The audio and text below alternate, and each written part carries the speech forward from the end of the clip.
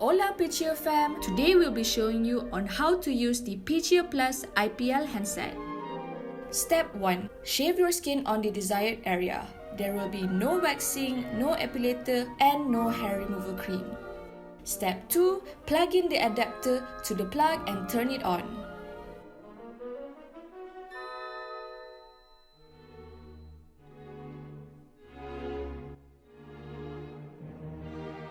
Step 3. Once you see the orange light blinking, press the power button which is at the upper front of the handset to turn it on. Step 4.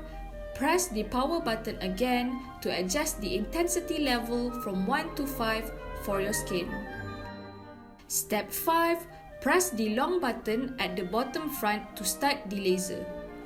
Please do not press the upper long button of the handset as it may cause the button to go deeper.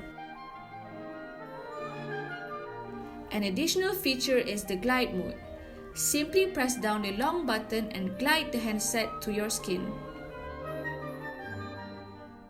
Do note that the Peachier IPL handset has a smart skin sensor where you can't zap without placing the flash window on your skin.